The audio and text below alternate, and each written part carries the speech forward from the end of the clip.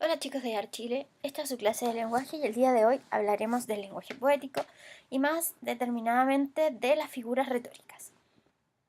Cuando hablamos del lenguaje poético, decimos que es un tipo de lenguaje que se dirige por una parte a las emociones, por otra parte se dirige a el intelecto, también se dirige a las creencias que nosotros podamos tener respecto del mundo, se refiere a todos estos elementos que conforman la mente del lector. Así vamos a tener que cuando leemos un poema, el texto activa nuestros sentidos, nos transmite estados de ánimo y crea imágenes en nuestra mente, entre otros efectos que causa. Tal vez podrás decir que esto no te ocurre con el lenguaje poético porque no te gusta mucho leer la poesía, pero tal vez hay alguna canción que haya despertado todo este tipo de estímulos dentro de ti. Cuando leemos un poema, el texto activa todos nuestros sentidos. Nos va a transmitir distintos estados de ánimo, como alegría, como tristeza, como amor, y va a crear imágenes en nuestra mente, además de otros efectos que este texto o este tipo de textos va a causar en nosotros. Entonces, vamos a tener que, por una parte, el lenguaje poético activa los sentidos del autor, lo hace experimentar distintos sentimientos, lo hace estar atento a lo que pueda escuchar o a lo que pueda ver. Hace que este lector esté más sensible a los estímulos que puede percibir a través de sus sentidos. También va a transmitir estados de ánimo. Y estos estados de ánimo van a provocar distintas emociones. Es así como a veces cuando estamos tristes o nos sentimos solos y escuchamos una canción, esa canción cambia nuestro estado de ánimo y nos permite estar más alegres. O a veces por el contrario, estamos súper contentos, súper alegres y escuchamos una canción triste y nos sentimos un poco abatidos, aunque nosotros o aunque en la vida real no nos haya ocurrido nada. También la poesía tiene la capacidad de crear imágenes mentales. Es decir, cuando nosotros estamos leyendo, por ejemplo, puedo escribir los versos más tristes esta noche, inmediatamente nos imaginamos a una persona escribiendo versos durante ese periodo del día que conocemos como noche. Es importante entender que el lenguaje poético apela a un segundo significado de las palabras, es decir, no se ajusta a lo textualmente a lo que está dicho de manera literal ahí en el texto. Por ejemplo, tenemos aquí una imagen en la que se dice jugar con fuego y lo que hemos hecho es utilizar una figura retórica o figura literaria llamada personificación para inventar una llama de fuego y que esa llama de fuego esté jugando con un niño. Lo que la expresión jugar con fuego realmente nos quiere señalar es que es peligroso utilizar este elemento. Y como es peligroso utilizar este elemento, se va a transferir a aquellas situaciones en las cuales estemos realizando algún juego que sea tan peligroso o casi tan peligroso como jugar con fuego. Ejemplo, cuando en lugar de decir la verdad, decimos una mentira y podemos salir descubiertos. Entonces, si alguien sabe que en lugar de decir la verdad vamos a mentir, nos puede decir estás jugando con fuego. Y en ese caso se utiliza el término de manera no literal, que sería la imagen proyectada o la segunda imagen que hemos proyectado. Entonces, tenemos que saber que las imágenes poéticas son interpretadas o pueden ser interpretadas según los distintos conocimientos y las distintas experiencias que tiene cada lector. Por ejemplo, cuando yo veo a alguien y yo puedo, o alguien hace algo bueno por mí, puedo decirle, eres un sol. Y al decirle, eres un sol, una persona puede malinterpretar el término y decir, oye, ¿qué te pasa? Yo no soy un sol, cuando lo que en verdad quieres decirle es eres como un sol. Y eso tiene distintos significados y distintas denotaciones. Por ejemplo, alguien puede pensar, pero ¿por qué me están comparando con el sol? Y tiene que ver, ¿cierto?, con las características que este astro brillante tiene para con nosotros, que nos da vida, que nos da calor, que nos da luz y que es muy importante que esté en nuestra vida. Entonces decimos que Las imágenes poéticas pueden ser interpretadas por nuestro conocimiento y nuestra experiencia, pero hay veces en que en nuestro conocimiento y en nuestra experiencia no hay nada parecido que nos permita explicar el significado del lenguaje poético. En ese caso, acudimos o apelamos a la investigación y podemos investigar en distintos textos. Hay un tipo de libros que se llaman diccionarios de símbolos y en esos diccionarios de símbolos podemos conocer el significado de algunas palabras. Por ejemplo, el Sol, que es el centro del mundo, que por su irradiación, como decíamos, de luz y calor, da origen a la vida por medio de la Tierra que conforma una de sus periferias. Y este término está extraído de un diccionario de símbolos. Por lo tanto, cuando yo le digo a alguien, eres un sol, también puedo estar diciéndole, eres el centro de mi mundo, o en esta actitud que tuviste, me diste vida, fuiste tan atenta para mí o tan necesario para mí como lo es el sol para todos los seres vivos. ¿Qué es interpretar? Interpretar significa comprender el significado que tiene una palabra, por ejemplo. ¿Qué significa, no sé, la palabra interdicción, por ejemplo? O una frase. ¿Qué quiere decir la frase declárese interdicta? O un verso, o una estrofa, o incluso un poema completo. Cuando nosotros analizamos palabra por palabra, o frase a frase, o verso a verso, un poema, estamos realizando una interpretación del mismo. Como ejemplo, analicemos el siguiente verso. Este verso está sacado de un libro de Pablo Neruda que se llama Neruda pregunta a los jóvenes. Y dentro de estas muchas preguntas que Neruda plantea a los jóvenes para que estos respondan de manera poética, escribe: ¿por qué viven tan harapientos los gusanos de seda? Para poder entender este concepto tengo que conocer por lo menos dos significados. Primero, lo que significa la palabra harapiento. Y la palabra harapiento significa que viste con ropa vieja, rota o sucia. Y en este sentido, cuando hablamos de los gusanos de seda, sabemos que a través de estos gusanitos, a través de este tejido que forman cuando están en esta fase que podemos ver en la imagen,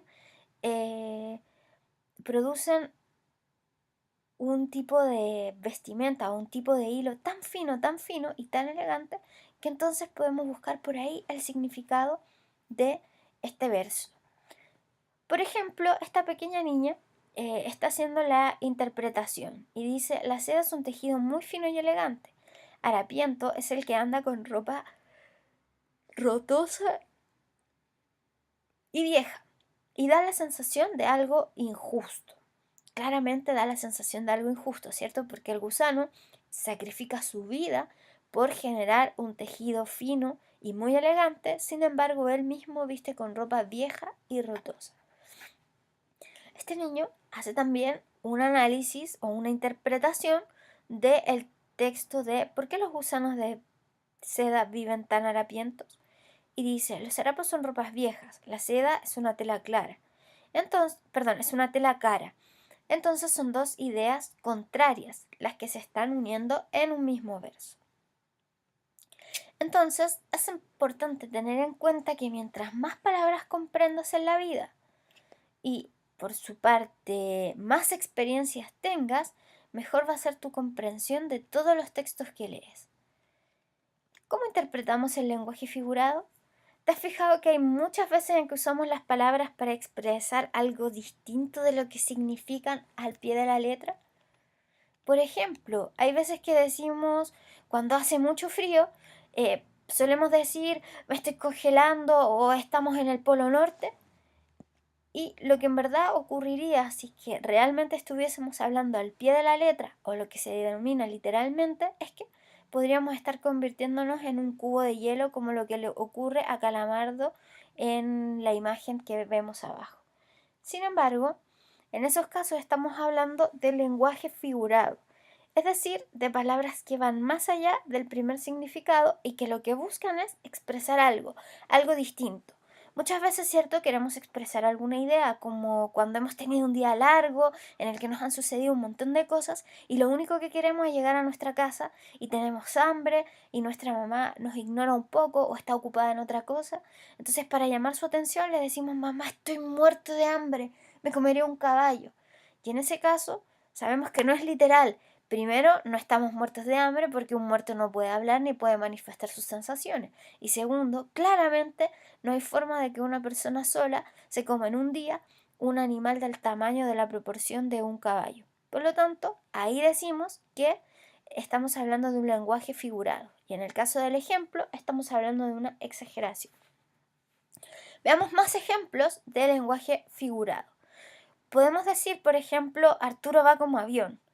Los aviones se movilizan muy rápido, son los medios de transporte más rápidos en los cuales los seres humanos nos podemos transportar cotidianamente. Por lo tanto, decimos que Arturo va muy veloz, Arturo va muy rápido. Tenemos otro ejemplo en el que se nos señala que Raúl es más tranquilo que una foto. En ese caso, lo que el texto nos quiere decir es que Raúl es... Sí, Raúl casi no se mueve o se mueve muy poco.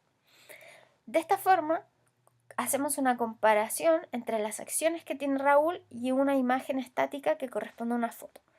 Luego hay otro texto que dice: Marisol es una enciclopedia. Y en ese caso lo que nos quieren decir acerca de Marisol es que... Exactamente, Marisol es muy inteligente, tan inteligente como una enciclopedia puede serlo. Es decir, sabe o conoce todas las cosas o de todo sabe algo. Tenemos entonces que hacer una clara distinción entre lo que es el lenguaje literal y lo que es el lenguaje figurado. En el lenguaje literal distinguimos entre lo que es el significado primero o el significado original de las palabras. En cambio, en el lenguaje figurado, que expresan un significado distinto del que conocemos habitualmente. Entonces, podemos tener una expresión que dice: aquí hay gato encerrado, y lo que literalmente significaría, o el significado original de la expresión, sería que hay un felino tras las rejas o que se encuentra enjaulado. Pero este es un dicho muy popular que se utiliza para hablarnos de algunas situaciones en las cuales no está todo claro, no está todo evidente. Y ahí se dice: en esta situación, o en el caso del ejemplo, en estas elecciones, hay gato encerrado. Es decir, aquí no está todo claramente expuesto, no está todo claramente dicho. Uno de los elementos favoritos de la poesía para hablar del lenguaje figurado es lo que conocemos como figuras literarias. Y vamos a tener que el lenguaje figurado va a tener ciertas formas. Estas formas se denominan figuras retóricas o figuras literarias. Las figuras literarias son muchas. Tenemos acá en la imagen a la anáfora, la analogía, la hipérbole, la metáfora, los modismos, personificaciones, metonimia, hipérbaton, aliteración, antítesis. Un montón de figuras retóricas. ¿Qué son estas figuras retóricas? Son formas que utiliza el lenguaje para darle un sentido especial a algunas palabras.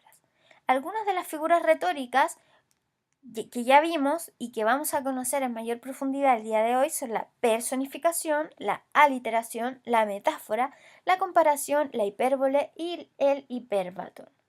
Para comenzar, vamos con una figura retórica que se denomina personificación. La personificación va a ser un recurso literario por medio del cual se le atribuyen características humanas a seres o cosas que son inanimados o a seres u objetos que son de la naturaleza. Por ejemplo, vamos a tener: el aroma del café de la abuela nos llama cada mañana. La personificación acá está en que el café, que es una sustancia o que es un alimento, un tipo de bebida, nos llama, nos habla cada mañana. El significado de este verso es que el café de la abuela o el aroma del café de la abuela nos invita a levantarnos, nos invita a comenzar el día. Y se le atribuye una característica o una personificación, puesto que se dice que el café de la abuela Nos llama, es decir, tiene la habilidad de hablar, y sabemos que un alimento no tiene esas habilidades. Otro ejemplo, el viento rugía durante el azote del temporal. El viento no tiene la capacidad de rugir. Las estrellas nos sonreían desde la distancia. Sabemos que las estrellas no son seres conscientes, no son seres que tengan poder de raciocinio, por lo tanto ellas no pueden sonreír a distancia, y de hecho ni siquiera le vemos la carita para saber que están sonriendo. Un cuarto ejemplo dice, la escuela estaba triste, sin niños jugando en el patio. Como la escuela es solamente un recinto donde van los niños, no puede ponerse triste. Los edificios no pueden ponerse tristes. Por lo tanto, es una personificación. Y finalmente dice, las aguas de la fuente saltaban con alegría. Pues las aguas, el agua, también es un ser inanimado que no tiene capacidad de pensar o no tiene capacidad de sentir. Por lo tanto, cuando decimos que saltaban, ya le estamos dando una personificación porque no saltan, sino que simplemente caen por efecto de la gravedad. Y al atribuirles el rasgo de alegría, las estamos humanizando aún más. Otra figura retórica es la que denominamos aliteración. La aliteración es una figura retórica que es una combinación repetida de fonemas iguales o que son muy parecidos, y lo que buscan es producir un efecto sonoro, estético. Ejemplo, en el silencio solo se escuchaba el susurro de abejas que sonaban. Al repetir el fonema S, estamos dándole al poema la sensación de que hay abejas merodeando el poema. Otro ejemplo de aliteración es: tres tristes tigres tragaban trigo en un trigal tragaban trigo tres tristes tigres. Decirlo rápido es confuso, y esa repetición de sonidos, en este caso del sonido TR, van a significar o van a corresponder a una figura retórica que conocemos como aliteración. La metáfora. La metáfora es un tipo de figura retórica que va a asociar dos palabras o dos expresiones a partir de ciertas características comunes. Ejemplo, corrió hasta desaparecer en el firmamento, y uno de los hombres le lanzó una boleadora que también se perdió en la bóveda celeste. Acá vamos a saber que en el sentido literal, en el lenguaje directo, la bóveda es un tipo de techo que se apoya en pilares típicos de grandes construcciones como templos o palacios antiguos. En su sentido figurado, entendemos que se trata de una metáfora para cielo, porque funciona como un techo de la tierra, y más si va acompañada del adjetivo celeste, que reafirma el color que normalmente se le asigna al cielo. Entonces vamos a tener que vamos a comparar una bóveda, es decir, un lugar seguro o un lugar que tiene un techo, que tiene un final, con el cielo, creyendo que el cielo tiene esta suerte de bóveda o esta suerte de final de término.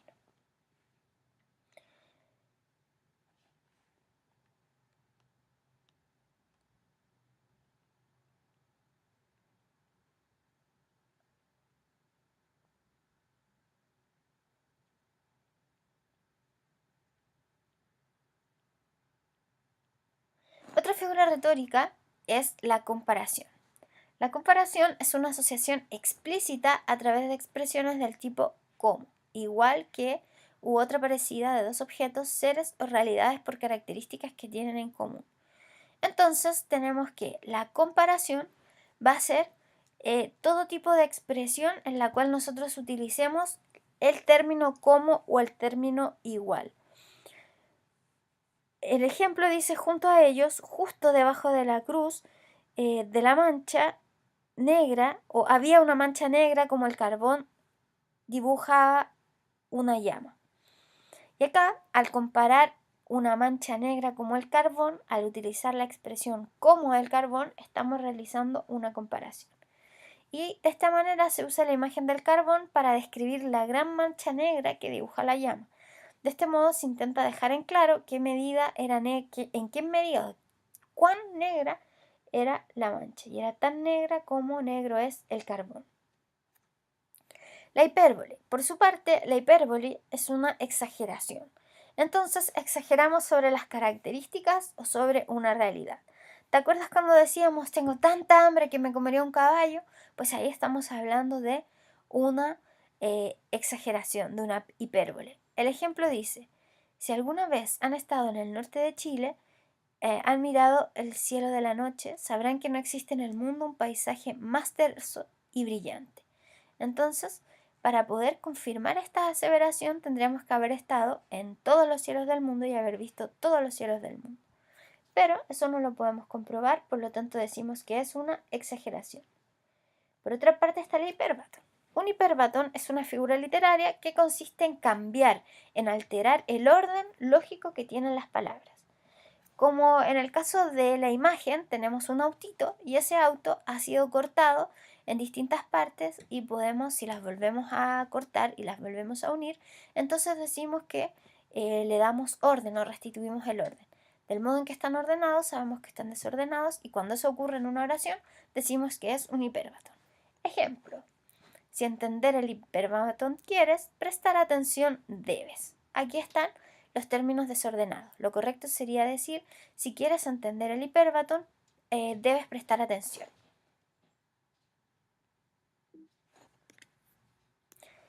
Y así con el hiperbatón llegamos al final de la clase de hoy. Te invito a desarrollar las actividades propuestas para la clase y nos vemos la otra semana en tu clase de lenguaje.